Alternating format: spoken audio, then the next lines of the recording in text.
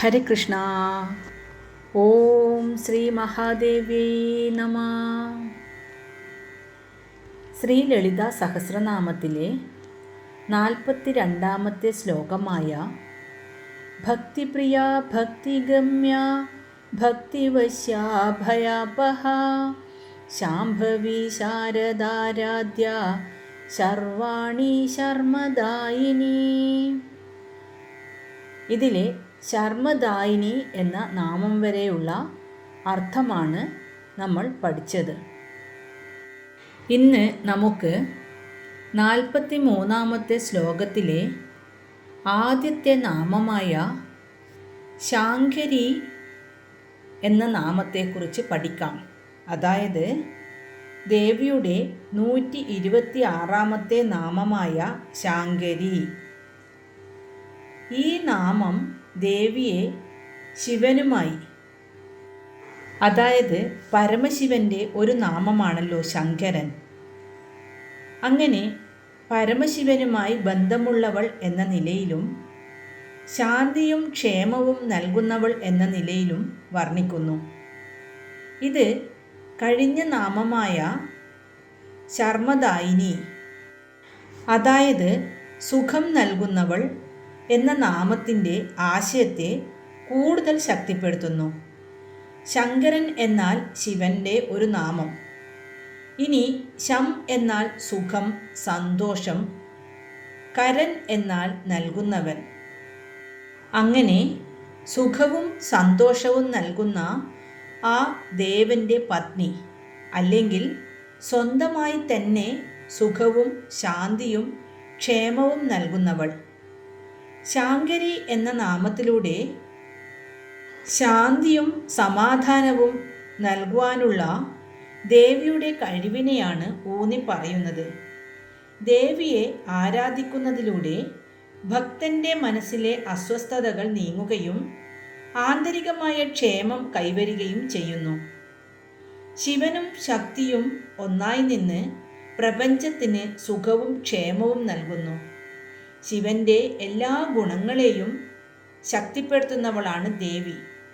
ഈ നാമം ജപിക്കുന്നത് ദുരിതങ്ങളിൽ നിന്നും ക്ലേശങ്ങളിൽ നിന്നും മോചനം നേടാനും ജീവിതത്തിൽ സ്ഥിരമായ സന്തോഷം ലഭിക്കാനും സഹായിക്കുന്നു. വിഷ്ണുമായ, രുദ്രാണി, ജഗന്മയി എന്നീ നാമങ്ങളിൽ സൃഷ്ടിസ്ഥിതി പ്രളയവേളകളിൽ ശങ്കരനോടൊത്ത് വർത്തിക്കുന്നവൾ എന്നും ഈ നാമത്തിന് അർത്ഥമുണ്ട്. ഇനി ദേവിയുടെ 127-ാമത്തെ നാമമായ ശ്രീകരി. ഈ നാമം ദേവിയുടെ ഐശ്വര്യദായകമായ ശക്തിയെയാണ് സൂചിപ്പിക്കുന്നത്. ശ്രീ എന്ന വാക്കിന് വളരെ ആഴത്തിലുള്ള അർത്ഥമാണുള്ളത്. ഐശ്വര്യം, സമ്പത്ത്, സമൃദ്ധി, മംഗളം, ക്ഷേമം, ശോഭ, തേജസ്, മാത്രമല്ല ലക്ഷ്മി ദേവി, അതായത് ശ്രീയുടെ ദേവത. കരി എന്നാൽ ഉണ്ടാക്കുന്നവൾ, നൽകുന്നവൾ. ഐശ്വര്യം, മംഗളം, തേജസ് എന്നിവയെല്ലാം ഉണ്ടാക്കി കൊടുക്കുന്നവൾ എന്നാണ് ശ്രീകരി എന്ന നാമത്തിൻ്റെ പൂർണ്ണമായ അർത്ഥം. ദേവി സകല ഐശ്വര്യത്തിൻ്റെയും ഉറവിടമായതിനാൽ തന്നെ ആരാധിക്കുന്നവർക്ക് ലൗകികമായ സമ്പത്തും സമൃദ്ധിയും നൽകുന്നു. ശ്രീകരി എന്നാൽ ഭൗതിക സമ്പത്ത് മാത്രം നൽകുന്നതല്ല, മറിച്ച് ആന്തരികമായ ഐശ്വര്യം, അതായത് നല്ല ബുദ്ധി, ധർമ്മത്തിലുള്ള താൽപ്പര്യം, മാനസിക സന്തോഷം എന്നിവയെല്ലാം നൽകുന്നവൾ ദേവി. ഭക്തൻ്റെ ജീവിതത്തിൽ ദാരിദ്ര്യത്തിൻ്റെയും ക്ലേശത്തിൻ്റെയും അവസ്ഥ മാറ്റി മംഗളകരമായ മാറ്റം വരുത്തുന്ന ശക്തിയാണ് ശ്രീകരി. ഈ നാമം ജപിക്കുന്നത് സാമ്പത്തികമായ ഉയർച്ചയ്ക്കും ജീവിതത്തിൽ ശുഭകരമായ മാറ്റങ്ങൾക്കും വളരെ ഉത്തമമായി കണക്കാക്കുന്നു. അതായത് ദേവി തൻ്റെ ഭക്തർക്ക് ഈ ലോകത്ത് ജീവിക്കാൻ ആവശ്യമായ എല്ലാ ഐശ്വര്യങ്ങളെയും കൊടുക്കുന്നു എന്നർത്ഥം. ഇനി ദേവിയുടെ 128-ാമത്തെ നാമമായ സാധ്വി.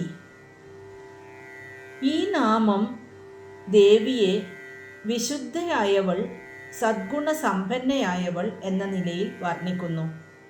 അതായത് വിശുദ്ധയും സദ്ഗുണസമ്പന്നയും ധർമ്മത്തിൽ ഉറച്ചു നിൽക്കുന്നവളുമാണ് ദേവി. ദേവി സർവ്വലോകത്തിൻ്റെയും സൃഷ്ടികർത്താവാണെങ്കിലും എല്ലാ മാലിന്യങ്ങളിൽ നിന്നും പാപങ്ങളിൽ നിന്നും മുക്തയായി പൂർണ്ണമായ പരിശുദ്ധി നിലനിർത്തുന്നു. ധർമ്മം, നീതി, സദാചാരം എന്നിവയുടെ മൂർത്തിഭാവമാണ് ദേവി. ഭക്തർക്ക് ജീവിതത്തിൽ എങ്ങനെ നന്മയോടെ ജീവിക്കണം എന്നതിന് മാതൃക നൽകുന്നവളാണ് സാധ്വി ദേവി. ശിവനോടുള്ള ദേവിയുടെ അചഞ്ചലമായ ഭക്തിയെയും പതിവ്രത ധർമ്മത്തെയും ഈ നാമം സൂചിപ്പിക്കുന്നു. ദേവി പതിവ്രതമാരിൽ വെച്ച് മുഖ്യയാണ്. അതായത് മഹാദേവനെ മാത്രം ഭജിച്ചുകൊണ്ടിരിക്കുന്ന ദേവി എന്നർത്ഥം. ഇനി ദേവിയുടെ 129 നാമമായ ശരത്ചന്ദ്രനിഭാനന. ഈ നാമം ദേവിയുടെ രൂപത്തെ, പ്രത്യേകിച്ച് ദേവിയുടെ മുഖത്തെ വർണ്ണിക്കുന്നു.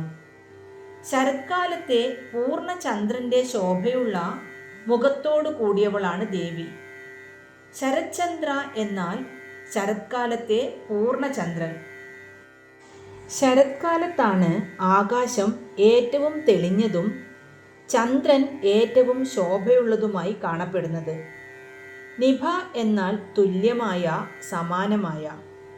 ആനനം മുഖം. അതായത് ദേവിയുടെ മുഖം പൂർണ്ണചന്ദ്രനെപ്പോലെ ശാന്തവും കളങ്കമില്ലാത്തതും ഭക്തർക്ക് ആശ്വാസവും സന്തോഷവും നൽകുന്നതാണ്. ഈ നാമം ദേവിയുടെ രൂപത്തിലുള്ള ശക്തമായ പ്രകാശത്തെയും തേജസ്സിനെയും സൂചിപ്പിക്കുന്നു. ഈ ശോഭ ഭക്തന്റെ അജ്ഞതയെയും ഇരുട്ടിനെയും അകറ്റുന്നു. ദേവിയുടെ മുഖദർശനം ഭക്തന്മാർക്ക് ശാന്തിയും കാരുണ്യവും നൽകുന്നു. ഇനി ദേവിയുടെ 130 നാമമായ ശാതോദരി. ഈ നാമം ദേവിയുടെ അരക്കെട്ടിൻ്റെ മനോഹാരിതയെ വർണ്ണിക്കുന്നു. ശാത പ്ലസ് ഉദരി, ശാതോദരി. ശാത എന്നാൽ മെലിഞ്ഞ, നേർത്ത. ഉദരി വയറോട് കൂടിയവൾ. അതിലോലമായ മെലിഞ്ഞ അരക്കെട്ടോടു കൂടിയവൾ എന്നർത്ഥം. ഈ നാമം ദേവിയുടെ ബാഹ്യരൂപത്തിലുള്ള മനോഹാരിതയെയും സൗന്ദര്യത്തെയും സൂചിപ്പിക്കുന്നു. കൃശമായ ഉദരം സൗന്ദര്യത്തിൻ്റെ ലക്ഷണമായി കവികൾ സങ്കല്പിക്കുന്നു. ഇനി ദേവിയുടെ 131 നാമമായ ശാന്തിമതി.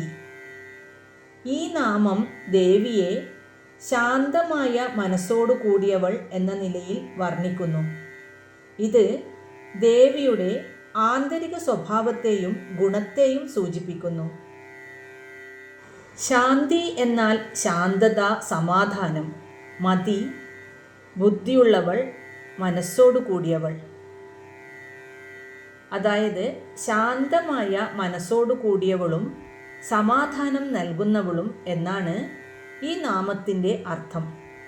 പ്രപഞ്ചത്തിൻ്റെ എല്ലാ പ്രവർത്തനങ്ങൾക്കും കാരണം ദേവിയാണെങ്കിലും ബാഹ്യമായ എല്ലാ കോലാഹലങ്ങൾക്കും അതീതമായി ദേവിയുടെ മനസ്സ് എല്ലായ്പ്പോഴും ശാന്തവും സമചിത്തതയുള്ളതുമായി നിലനിൽക്കുന്നു.